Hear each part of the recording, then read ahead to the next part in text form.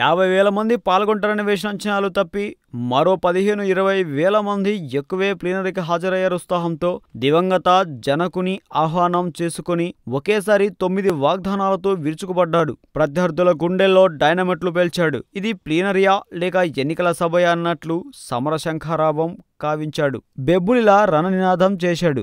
ఎవరు ఊహించని రీతిలో 3,000 కిలోమీటర్ల సుదీర్ఘ పాదయాత్ర. విద్యార్థులకు నెల 500 నుంచి 1,000 రూపాయలు, పేద వర్గాల వారికి కుల మత పార్టీలకు అతీతంగా 25 లక్షల ఇళ్లు నిర్మిస్తాం, డ్వాక్రా మహిళలకు రుణాల చెల్లింపు, సున్నా వడ్డీకి అప్పులు, ఇవన్నీ సామాన్యమైనవి కావు.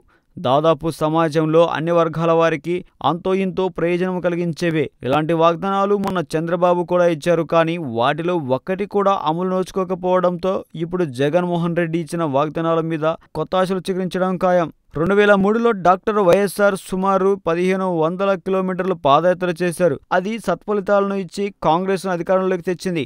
మొన్నటి ఎన్నికలకు ముందు తెలుగుదేశం అధ్యక్షుడు చంద్రబాబు 2,700 కిలోమీటర్ల పాదయాత్రకు 63 ఏళ్ల వయసులో చేశారు. అది కూడా సత్ఫలితాలను ఇచ్చి చంద్రబాబును నవ్యాంధ్ర తొలి ముఖ్యమంత్రిగా చరిత్రకు ఎక్కించింది. అదే సమయంలో శర్మిల కూడా పాదయాత్ర చేసినా ఫలితం దక్కలేదు. ఎందుకంటే వైసీపీ గెలిస్తే ఆమె ముఖ్యమంత్రి అవరు. అందువలన ఆమె యాత్ర ఫలితాన్ని ఇవ్వలేదు. ఇక ఇప్పుడు నేరుగా పార్టీకి అధ్యక్షుడే పాదయాత్ర చేస్తానని ప్రకటించడం నిజంగా సంచలనమే. ఇది సత్ఫలితాన్ని ఇచ్చే అవకాశం ఎక్కువ. బహుశా ఇవాల్టి జగన్మోహన్ రెడ్డి ప్రసంగం వెనుక వారు తెచ్చుకున్న వ్యూహకర్త ప్రశాంత్ కిషోర్ సలహా ఉండి ఉంటుంది.